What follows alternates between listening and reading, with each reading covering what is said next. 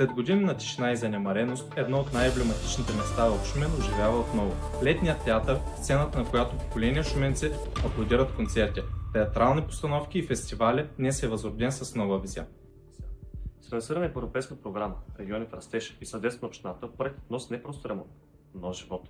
Обновени са далки, модерна сцена, по-добра акустика и удобен достъп за хора с увреждания и поделени прилежащи пространства. Всичко това вече е факт. Летният театър се превръща в пространство, което отговаря на съвременните нужди на артисти и публика. А днес се поддържа и развива новото управление. Така летният театър се превръща в обект, носещ следи от различни партнерски подходи. Едни, които започват реализацията, и други, които трябва да гарантират неговото бъдеще.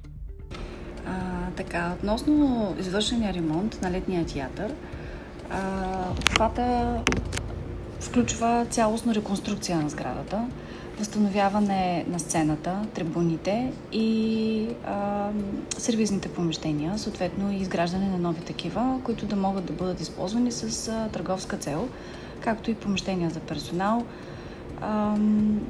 възстановяване на гримьорните, на тоалетните, абсолютно всичко, което е било съществуващо като постройка и като помещения, плюс една допълнителна сграда, която дава цялостен облик на летния театър и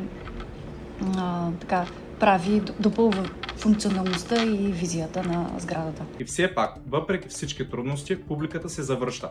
Проучвания показват, че над 66% от шуменци вече посещават театъра след ремонта. 28,6% определят състоянието му като отлично, а също толкова го смятат за добро.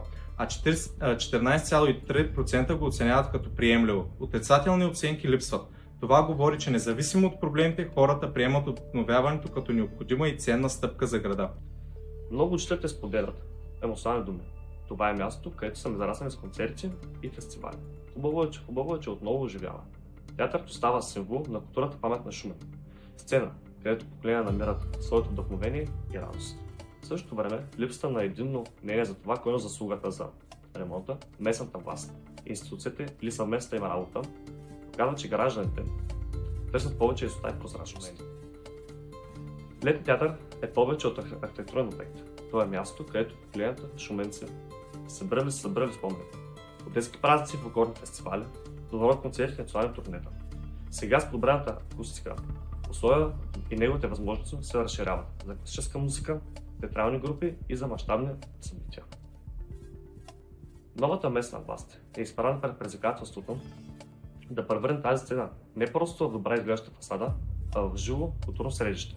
Очакванията са големи за повече прозрачност, по-богата програма и с грижа за хората и културната идентичност на Шумен. Днес летният театър вече отваря врати за културния живот на града, с свежа визия, удобни условия и надеждата за нови събития. Дали се превръща в сърцето на културния живот на Шумен или остава като скъп проект с противоречива история, това зависи от усилията на институциите и доверието на хората. Но едно е сигурно – шуменци отново имат своето открито пространство под звездите. Сцена, която събира минало, настояще и бъдеще.